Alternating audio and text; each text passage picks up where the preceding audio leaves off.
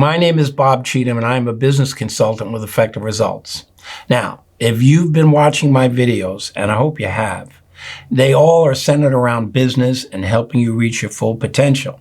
Well, today, I want to talk about something much different that may not impact your bottom line, but will certainly impact your mental health. My topic today is titled Road Rage Rehab: How to Stay Sane in Traffic. Sound too good to be true? Well, stay with me, and you may feel totally different by the end of this video. When it comes to stress, I believe that our number one daily stress is traffic. To be more specific, it's having to deal with poor drivers that are either inconsiderate, selfish, hog the road, tailgaters, speed too much, and are just plain lousy drivers. Do you have any of these in your town? Of course you do. And what do we do about them? We get mad, we get angry, yell, curse, or worse, hold it all in and take it out on our family and our coworkers. Well, I just may have a possible solution that I believe may work for you too. If nothing else, today, I promise to make you laugh and maybe help you deal with these awful drivers. I'd like to share a very personal story with you that has had a huge impact in helping me change the way I drive a car. Whether you're a good driver or a bad driver, whether you're a calm or not so calm behind the wheel person, we all get stressed out driving in traffic. And it seems like there's just no relief, right? Well, I may have a possible solution. For me, it all started one day while driving with my wife, Pam. Now, let me preface this story by saying that my wife, Pam, is without a doubt the most patient, easygoing person I've ever met.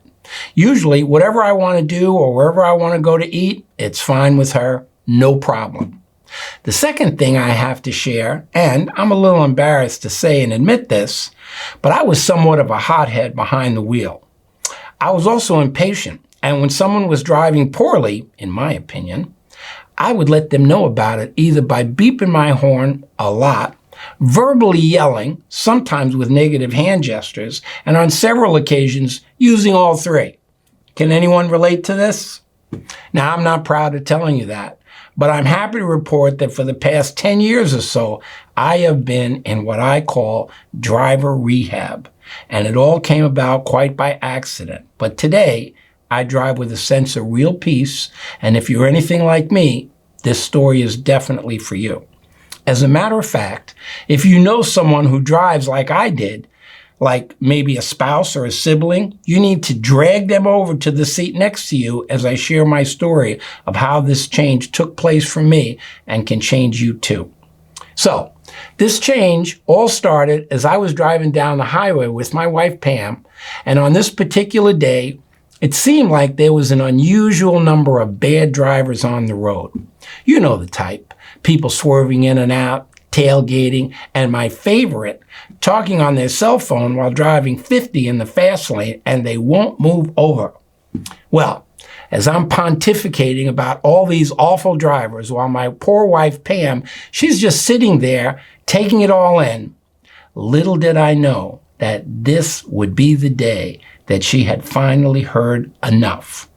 As I was on a roll, going on and on, I could see out of the corner of my eye that she was shuffling around in the glove compartment furiously.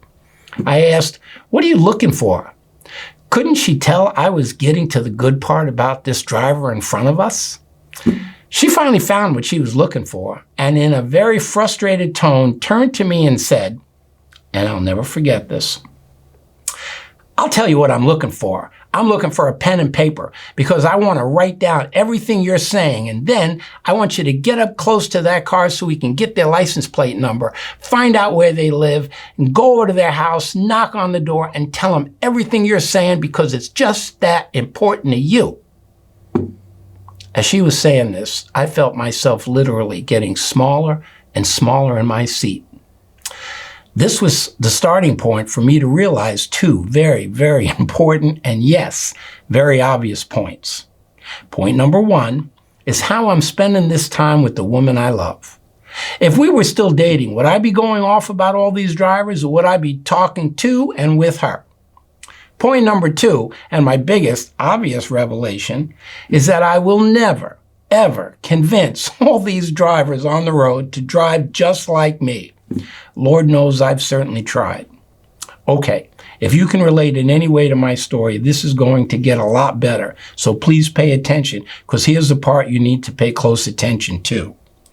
I had to realize that in order for a change to take place, I had to stop trying to control all the other drivers around me and recognize that the only solution left was for me to change the way I was driving. Now, let me just stop for a minute and say what my fellow hotheads are saying right now. They're saying, what, I have to change?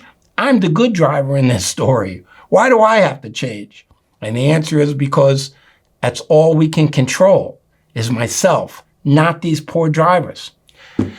So what changes did I decide to implement that would help me deal with this situation? Now, what I'm about to share may sound funny, and actually, it's supposed to make you laugh. But I promise, if you do this, it will also help you keep your temper and deal with all these bad drivers, because they will never, ever go away. Never. So the first change I had to make was to stop beeping my horn so much. I used to be so bad that I had this fantasy of buying a $300 air horn. You know, like what trains and fire engines have, and mount it right on the front of my hood so that when I beeped, you knew I was talking to you. Thank God that was just a fantasy. So my first change I decided to make was, I decided I'm only allowed to beep my horn twice a day. That's right, only 2 beeps a day, and no rollover beeps. Now, here's what this did for me. As I was driving, and you happen to cut in front of me, or you won't let me merge, I want to beep my horn, but I withhold my beep for fear that someone else may come along and offend me worse than you, and I've wasted my beep on you. So I wouldn't beep. This was happening so often that I started to realize that there would be days and then weeks that would go by and I didn't beep at anyone. I hope you're both laughing at me as well as laughing with me, because it has been through this type of humor that has just about cured me as a hothead driver. Change number 2, no negative hand gestures. That's right, the only hand gestures I'm allowed are just 2. Either to hold up my hand and say I'm sorry, or hold up my hand and signal it's fine for you to get in front of me. Change number 3, when I spotted some idiot driver either texting while driving or going way too slow for no apparent reason, I had to give 5 of these people a total break. That meant I can't even give them that, you know you're an idiot look. I just had to drive on by and pretend they weren't even there. Now that 6th driver was going to catch hell, but no, I'm just kidding. Let me share a quick story that I hope you will always remember to get this visual in your head next time you're getting upset with another driver. I was driving on this 2-lane road that eventually goes into 1 lane and then back into 2. As I'm driving down the 2 lanes, I see in my side mirror this car speeding to get in front of all the other drivers in the lane. I said to myself, I wonder who they're going to get in front of, and guess who they picked? Me. Not only did they get in front of me, but of course, they slowed down. Now, this happened to me way before I was in driver rehab, so I was furious. I couldn't wait for the single lane to go back into 2 lanes so I could pull up next to them and let them know just how disappointed I was. Finally, I got my chance. I pulled up on their left side, rolled my window down, leaned over and looked at this driver next to me. Well, they too rolled their window down so I could get a look at them. And this is what I saw. It was this old lady, and she looked at me and mouthed the words. I said, sorry, I want to fight. I didn't say that to her. Of course, looking at this woman made me feel terrible and ashamed, and I just smiled and I said, oh, that's okay. So now, whenever I encounter a driver that cuts me off, I picture every one of them to be that old lady, and I hope you can remember this story and do the same.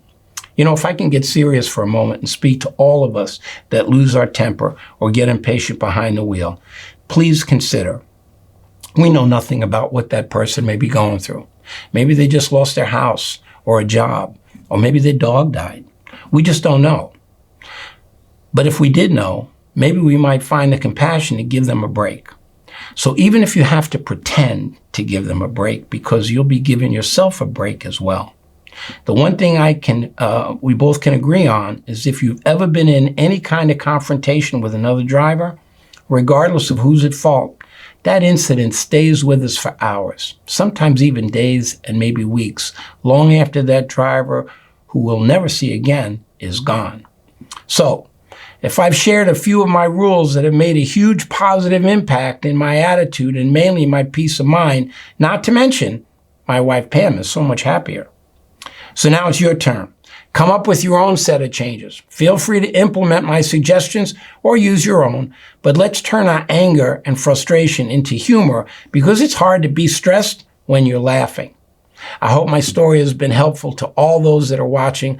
Please pass this video on to anyone you believe could benefit from being in a road rage rehab program or helping others stay sane in traffic.